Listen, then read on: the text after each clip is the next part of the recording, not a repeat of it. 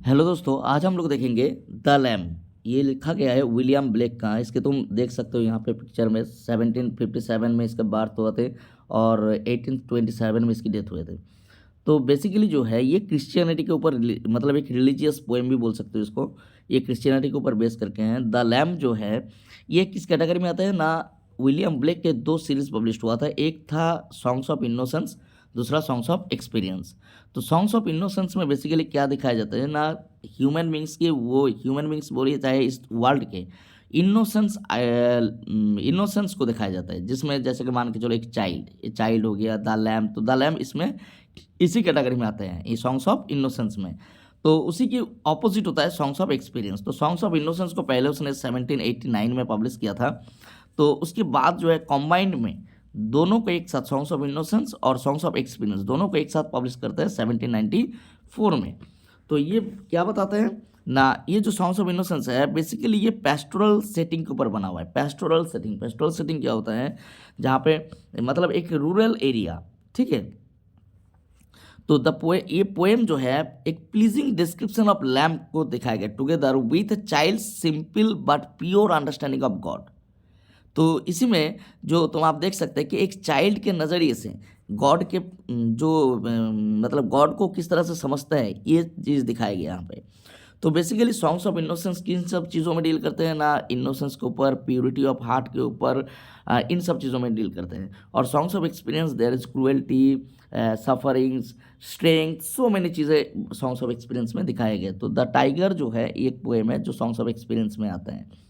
तो चलो इसमें देखते हैं, डायरेक्टली पोएम में चले आते हैं। द लैम्प जो है पहले स्टार्ट कैसे हो रहा है ना, एक यहाँ पे एक चाइल्ड जो है एक लिटिल लैम्प को क्वेश्चन पूछ रहे हैं, ठीक है। मतलब पोएट नहीं, पोएट अपने आप को एक बच्चे के तौर पे रिप्रेजेंट किया गया। यहाँ पे स्पीकर कौन है ना, एक चाइल्ड।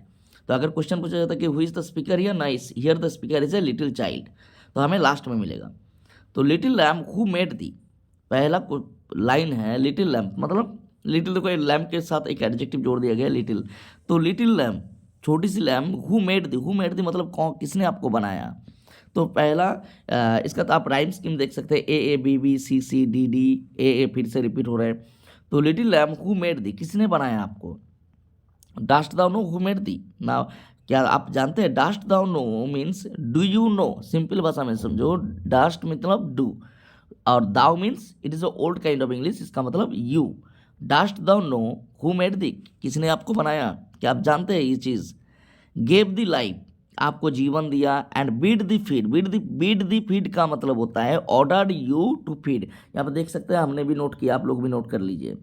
बीट द फीड, आपको यहाँ पे ऑर्डर किया है, कहाँ पे, मतलब ये करने के लिए ना, by the stream and over the mead, मतलब आपको फीड करने के लिए कहाँ बोला गया है कि स्ट्रीम के किनारे, over the mid house, mead का मतलब मिड हाउस के किनारे। यहाँ पे आप क्या करेंगे ना, घास वगैरह जो है ग्रासेस आप खाएंगे, चबाएंगे और खाएंगे। By the stream and over the mead, आपको किसने बोला है, ऑर्डर दिए हैं कि आपको ये जीवन कौन दिया, किसने आपको बनाया, ठीक है, किसने आपको ऑर्डर किए हैं यहाँ पे बाय द स्ट्रीम और ओवर द मिड हाउस के ये करने के लिए, मतलब घास खाने के लिए। Gave the clothing of delight, और आपकी जो ये डिलाइट मतलब क्लोथिंग है, क्लोथिंग का मतलब इसकी ऊपर की जो फार है, ठीक है, ऊपर के जो फिजिकल बॉडी के जो ऊल होते हैं, ठीक है, उस चीज़ को बोला जाए। Gave the clothing of delight मतलब जिसको देख के डिलाइट फील हो, बहुत ही सुंदर सा। सॉफ्टेस्ट क्लोथिंग, और ये क्लोथिंग कैसे, जैसे एक भेड़ के पूरे ऊपर के शरीर के क्या होता है ना, ऊल से भरा होता है, तो एक सॉफ्ट होता है। तो softest clothing, the clothing is softest. और कैसा है ना, ऊली ब्राइट, तो किससे, ऊल से बना होता है। एंड इट्स ब्राइट, ब्राइट का मतलब चमकदार।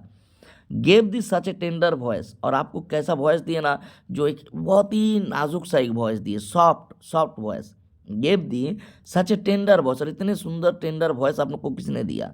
Make all the vales rejoice, और जिस वॉइस से आप क्या कर रहे हैं ना, पूरे वेल्स को, वैली, वो जो वैली है, वैली का मतलब एक पर्टिकुलर एरिया, आप लोग जानते हैं वैली, इसके ये देख लीजिए। तो वैली कि पूरे वैली को क्या करें, रिजॉइस करते हैं। रिजॉइस का मतलब होता है मेक जॉयस, जिसको सुन के पूरा वेल्स जो है एकदम रिजॉइस हो जा रहे हैं। लिटिल लैम्प, फिर से वही क्वेश्चन रिपीट हो रहा है, मतलब interrogation. Little lamb who made thee, dost thou know who made thee, तो ये आपका फर्स्ट स्टैंजा। फर्स्ट स्टैंजा में क्या देखने को मिलता है कि क्वेश्चन से शुरू होता है कि किसने आपको बनाया, आपको किसने ऐसा सुंदर सा एक उली ब्राइट क्लोथिंग दी है, किसने आपको जीवन दिए, किसने आपको इतना सुंदर वॉइस दी है जिससे पूरा मिडाउस ओवरफ्लो हो जा रहा है डिलाइट से, ठीक है, आपके वॉइस से। तो इतनी सुंदर टेंडर वॉइस दी आपको और पूरा वेल्स को रिजॉइस कर दे रहे आप। तो फिर से रिपीट कर रहे हो चाइल्ड कि किसने आपको बनाया, दास्तानो हुमेरदी, क्या आप जानते हैं आपको किसने बनाया। उसके बाद सेकेंड स्टेंजा में आ जाते हैं। फिर कह रहे हैं little lamb I will tell thee. फिर वो बच्चा फिर से कहता है लिटिल लैम मैं आपको बताता हूँ किसने दिया है। मतलब ये सब चीज़ें कौन की है, कि आपको किसने वॉइस दिया, किसने आपको बनाया, किसने जीवन दिया, किसने आपको ऑर्डर किया वहाँ पे खाना खाने के लिए, मतलब जैसे घास खाने के लिए। तो little lamb I will tell thee again repeated. देखो यहाँ पे कुछ सिलेबल्स जो हैं, जो लाइन्स है, एक्चुअली ये जो विलियम ब्लेक है वो इसको लिखे थे ताकि इसको सॉन्ग के तौर पे प्रोड्यूस किया जाए, ठीक है, ताकि इसके सॉन्ग एक बनाया जाए। तो इसीलिए जो है उसने ये लिखा था। तो बेसिकली जो है देखा कि इसीलिए जो बहुत ही एक सिंपल सा डिक्शन में इसको लिखा गया है ताकि ये सॉन्ग में क्रिएट किया जाए। जैसे कि इसका कुछ जगह में क्या किए हैं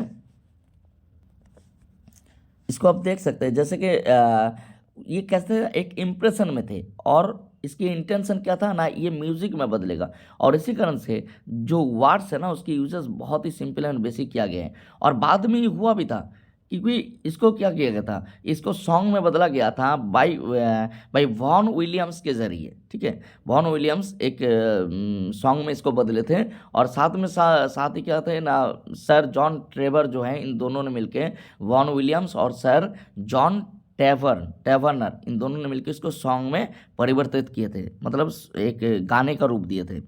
तो little lamb I will tell thee, little lamb I will tell thee, मतलब एक बच्चा जैसे रिपीट करता है उसी तरह से रिपीट कर रहे हैं। He is called by thy name, he is called by thy name का मतलब योर नेम से, मतलब लैम। यहाँ पे क्या बोल रहे हैं, जीसस क्राइस्ट की बात हो रहा है।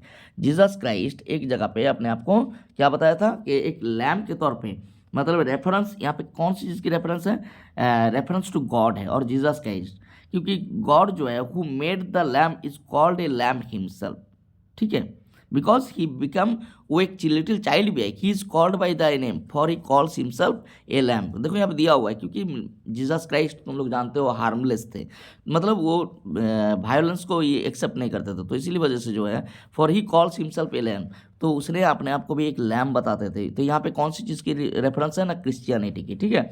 तो यहाँ पे देखा जाता है विलियम ब्लेक एक अंडर इन्फ्लुएंस थे क्रिश्चियनिटी के। अब नेक्स्ट इस अब थर्ड स्टेंजा में हम लोगों को पूरी तरह से डिस्क्रिप्शन में मिलेगा अबाउट जीसस क्राइस्ट।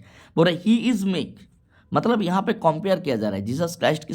देखो लास्ट स्टेंजा में हम लोग देख सकते हैं he is meek and he is mild. तो यहाँ पे क्या किसके साथ तुलना की जा रहा है ना, जीसस क्राइस्ट के साथ एक ये जो लैम की तुलना की जा रहा है। बोल रहे वो भी अपने आप को क्या बोलते हैं, मीक बोलते हैं, ही इज माइल्ड। तो पिछले स्टैंजा में हम लोग देखे थे जीसस क्राइस्ट के साथ कैसे तुलना किए गए। बोल रहे he is called by thy name, मतलब वो आपके नाम से वो अपने आप को बताते हैं, मतलब वो भी अपने आप को एक लैम बताते हैं। तो ही इज मीक, वो क्या है ना, मीक है। मीक का मतलब होता है जेंटल, ठीक है, बहुत ही मतलब harmless. And he is mild, और क्या है, दोनों लगभग सेम टू सेम मीनिंग है, इसमें इसका मतलब ही जेंटल है।